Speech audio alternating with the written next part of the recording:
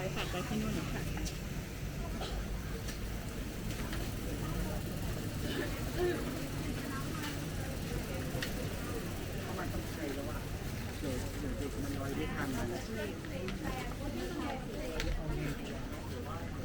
80 และ 70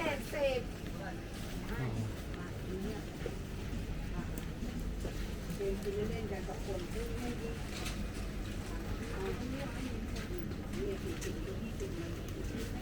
80 และ 70 80 และ 70มาเลยสตรอเบอรี่จานของออสเตรเลียจานนี่5,000 กว่าจาน80 และ 70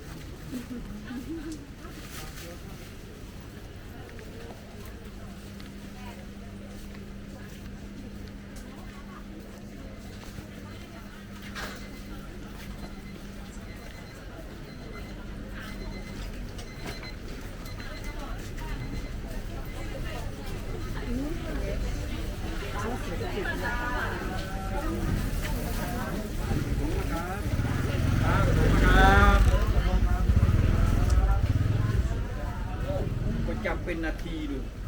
กี่นาทีที่มันระเบิด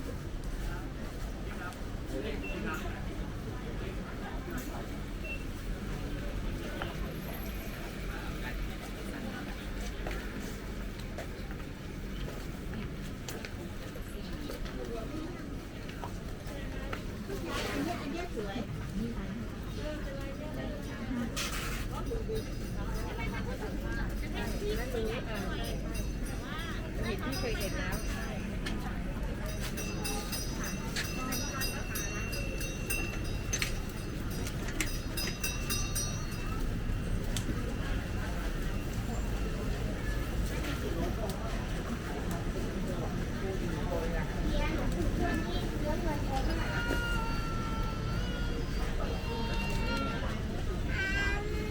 น้องผู้หญิงเขาอยู่แล้วอันนี้เราผอมลงเยอะ